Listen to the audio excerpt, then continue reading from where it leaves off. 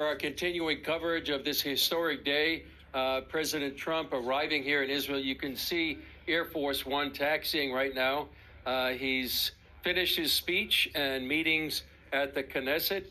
He came here, landed earlier today. Joshua Swanson was there. Joshua, can you see Air Force One on its way to Sharm el-Sheikh?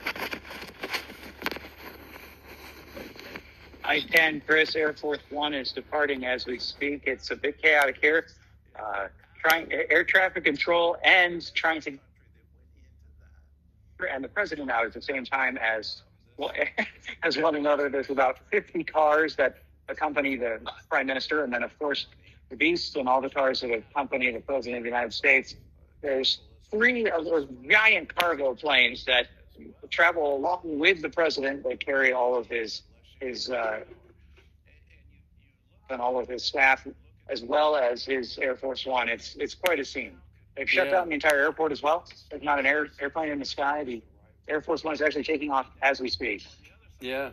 Not only shut down the air around David Ben Gurion, we shut down the main highway from Jerusalem to Tel Aviv ever since he landed this morning.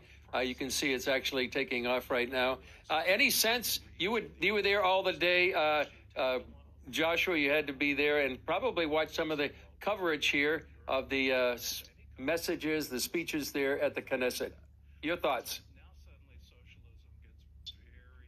Well, you said the word historic, and it really was. You know, I think I enjoyed the most how Prime Minister Netanyahu gave so much props to President Trump for all of his different achievements. You know, he listed, of course, moving the embassy from Tel Aviv to Jerusalem, which is the ancestral home of the Jewish people, giving the Jewish people sovereignty over the Golan Heights. He mentioned the Abraham Accords, Operation Midnight Hammer, the speech, of course, at the UN, where President Trump scolded the rest of the countries in the world for not supporting the Jewish people, given what happened on October 7th. So that was historic to see happen in the Knesset. But then, of course, the biblical narrative, Chris, it was one biblical reference after another, starting with chairman of the Knesset, Amir Ohana, calling President Trump Cyrus.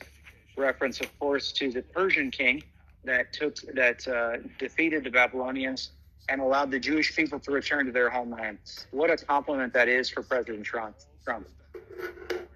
Yeah, exactly. And one other scripture, Ecclesiastes, Prime Minister Netanyahu saying it has been a time for peace. President Trump